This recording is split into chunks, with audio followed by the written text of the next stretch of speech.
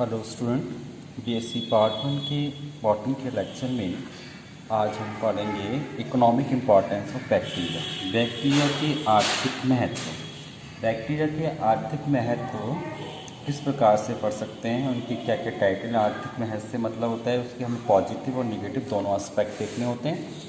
तो अपने यहाँ अपनी यूनिवर्सिटी के अकॉर्डिंग जो क्वेश्चंस बनते हैं इस पर, इस जो टाइमिंग में क्वेश्चंस की जो टाइप्स रही है, किस प्रकार लैंग्वेज की आती है, वो एक बार एक आइडिया लेते हैं। बैक्टीरिया अपनी हानिकारक क्रियाओं को अपनी लाभदायक क्रियाओं द्वारा फुलफिल कर देते हैं, इस कथन की पुष्टि कीजिए। या कि सभी बैक्टीरिया हार्मफुल नहीं होते, इस कथन की पुष्टि कीजिए। इस प्रकार से क्वेश्चन हो सकता है या क्वेश्चन आ सकता है कि बैक्टीरिया मानव के अच्छे मित्र और बुरे शत्रु हैं, इस कथन की पुष्टि कीजिए। आर्थिक रूप से बैक्टीरिया बहुत महत्वपूर्ण होते हैं।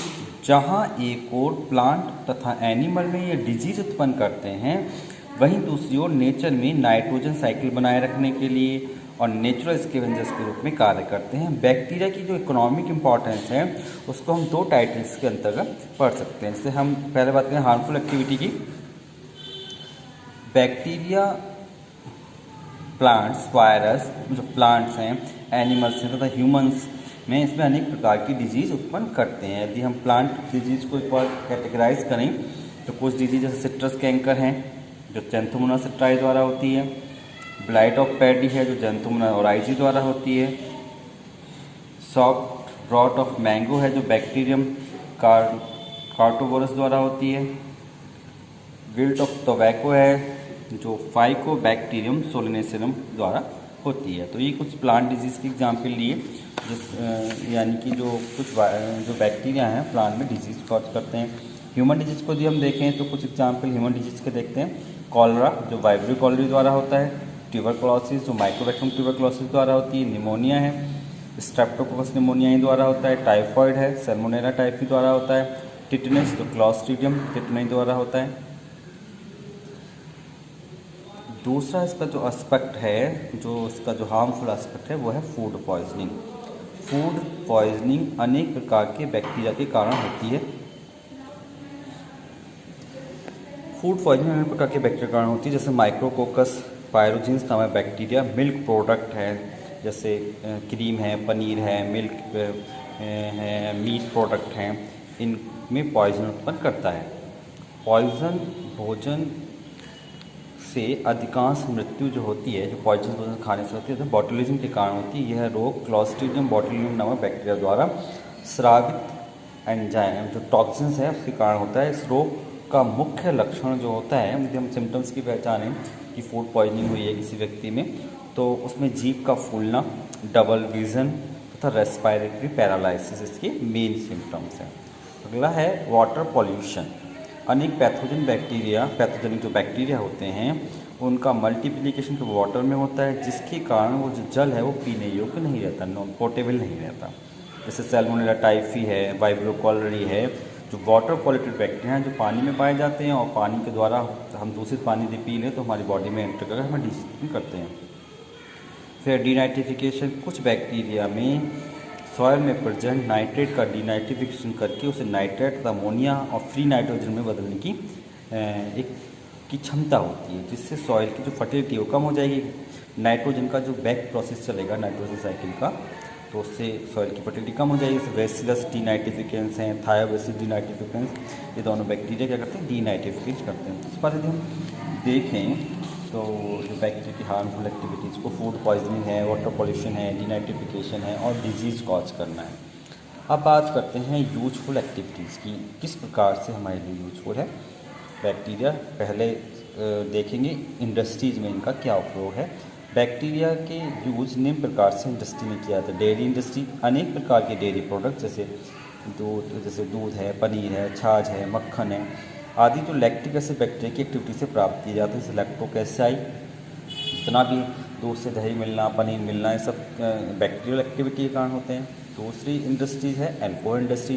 क्लॉस्ट्रीडियम बैक्टीरिया के कारण हमें सीरे का जो फर्मेंटेशन कराया जाता है उससे अल्कोहल प्राप्त होता है, ब्यूटाइल अल्कोहल। विनेगर इंडस्ट्रीज माइक्रोडर्मा द्वारा शुगर के कोल्ड का फर्मेंटेशन करके विनेगर तैयार की जाती है।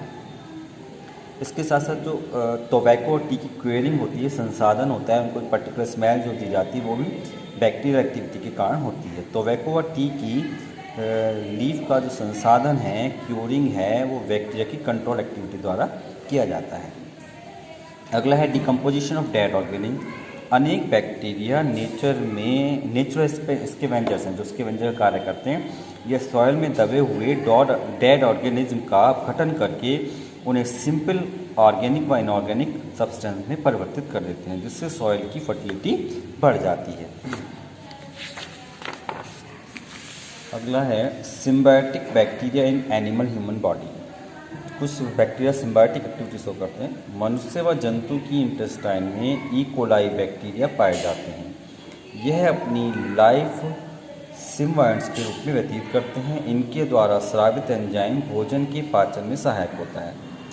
अच्छे स्वास्थ्य के लिए शरीर में इनकी प्रेजेंस आवश्यक है। यानी ये एक सिम्बायोटिक बैक्टीरिया का एग्जाम्पल है कि हमारी बॉडी में रह के हमसे नरिशमेंट ले रहा है और बॉडी में रहकर हमारे जो भोजन है उसके पचाने में हेल्प कर रहा है। तो इस प्रकार का रिलेशन जो दोनों के लिए यूज़फुल है, तो वो सिम्बायोटिक रिलेशन हो गया।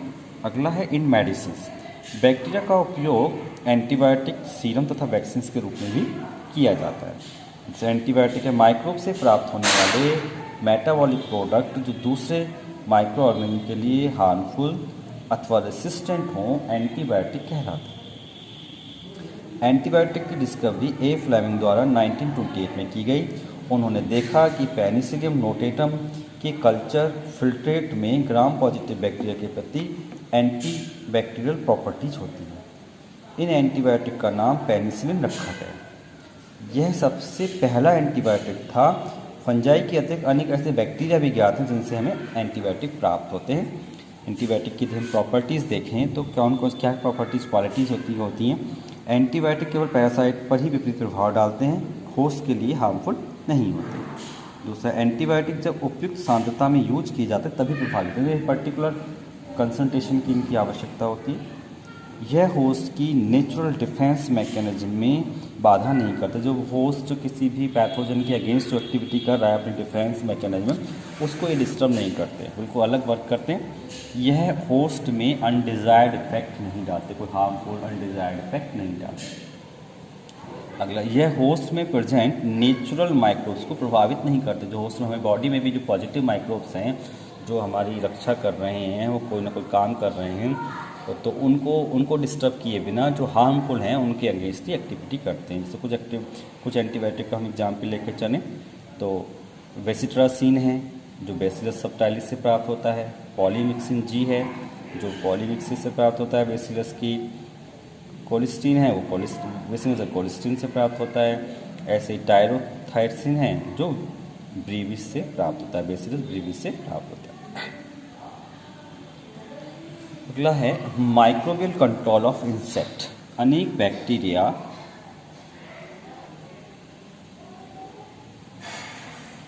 क्रिस्टलाइन प्रोटीन स्रावित करते हैं जो लेपिडोप्टेरा ऑर्डर से संबंधित जो इंसेक्ट हैं व कैटरपिलर के लार्वा के लिए अत्यंत विषैले होते हैं, जबकि अन्य एनिमल्स द प्लांट्स के लिए कोई हार्मफुल नहीं होते, उनके लिए विषैले नहीं होते, केवल उन पे ही इफेक्ट करते हैं। तो हम इंसेक्ट का माइक्रोबियल कंट्रोल इनसे कर सकते हैं। केमिकल इंसेक्टिसाइड यूज ना करके हम बायो इंसेक्टिसाइड यूज कर सकते हैं।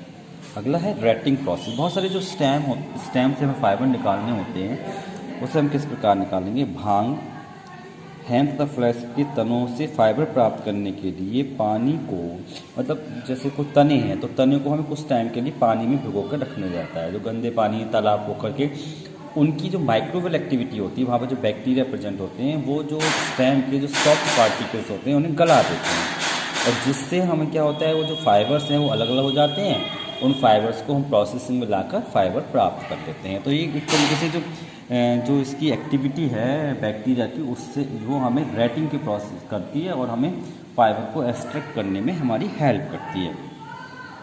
जैसे क्लॉस्ट्रीडियम है, क्लॉस्ट्रीडियम बोटुलिनम भी ये काम करता है और क्लॉस्ट्रीडियम टेटनाई भी ये काम करता है। इसके अलावा अगला इसका जो उपयोग है वो है डिग्रेडेशन ऑफ पेट्रोलियम हाइड्रोकार्बन। अनेक बैक्टीरिया जैसे स्यूडोमोनास माइक्रोकोकस इत्यादि में समुद्री व जो फ्रेश वाटर वाले दोनों प्रकार के जो आवासों में जो पेट्रोलियम हाइड्रोकार्बन को अपघटित करने का सामर्थ्य होता है। जैसे कभी कभी ये होता है कि जो जहाज़ वगैरह भी कभी पानी के पर जो फ्लो कर रहे हैं उसको जो ऑयल वगैरह वहाँ पर रह जाता है, गिर जाता है, या कभी जहाज़ पलट जाते हैं तो उसके ऊपर जो ऑयल इकट्ठा हो जाता है उसको जो डिकम्पोज करने का काम करते हैं, वो हाइड्रोकार्बन्स को जो डिकम्पोज करने की जो पावर है वो भी केवल बैक्टीरिया में ही है।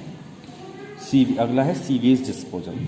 घरेलू तथा फैक्ट्री से निकलने वाले सीवेज का मतलब घर के जो वाहित मल होते हैं हम सीवेज बोलते हैं, वाला जल युक्त जो वाटर होता है वो सीवेज कहलाता है। इसमें अनेक प्रकार के रोग उत्पन्न करने के माइक्रोब्स होते हैं जो जलीय जीवन के लिए खतरा है।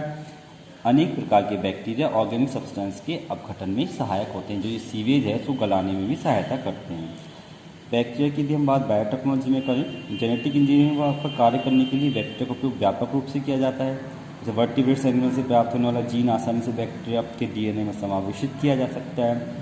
एक विशेष या विभिन्न जातियों के बीच जीन्स का जो आर्टिफिशियल मैनिपुलेशन होता है, जिसे रिकम्बिनेंट डीएनए टेक्नोलॉजी कहते हैं, बैक्टीरिया में इसका उपयोग किया जाता है। बैक्टीरिया का उपयोग इसमें किया जाता है ट्रांसफर में इसकी हेल्प।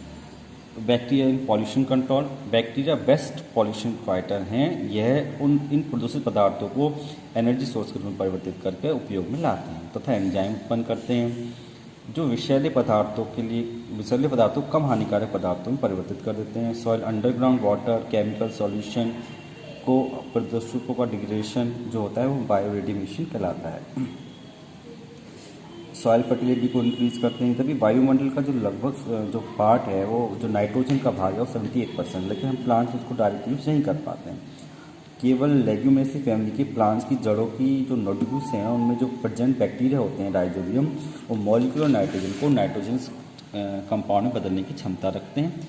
फ्री नाइट्रोजन को नाइट्रोजन कंपाउंड में बदलने की जो क्षमता है उसके क्रिया को नाइट्रोजन फिक्सेशन कहते हैं।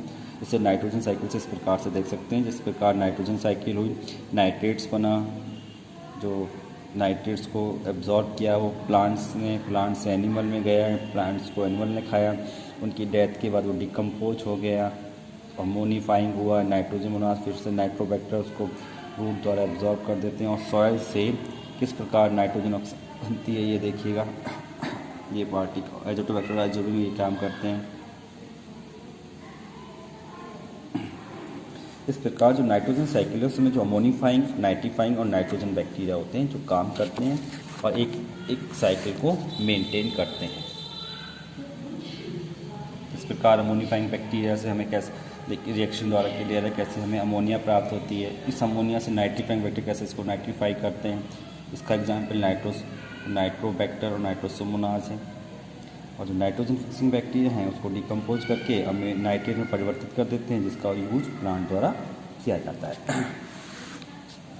जबकि कुछ बैक्टीरिया लेग्यूमिनेसी फैमिली की रूट नोड्यूल में राइजोबियम लेग्यूमिनेट नामक जिनका नाम राइजोबियम लेग्यूमिनेसरम है, वह वायुमंडल में मुक्त नाइट्रोजन को एब्जॉर्ब करके नाइट्रोजन कंपाउंड में बदल देता है। यह बैक्टीरिया रूट नोड्यूल में सिम्बायंट्स के रूप में रहते हैं। यह प्लांट से अपना भोजन ग्रहण करके उसे बदले में नाइट्रोजन कंपाउंड उपलब्ध कराते हैं। तो इस प्रकार हमने देखा कि जो बैक्टीरिया हैं वो किस प्रकार से एग्रीकल्चर में भी हमारी सहायता करते हैं।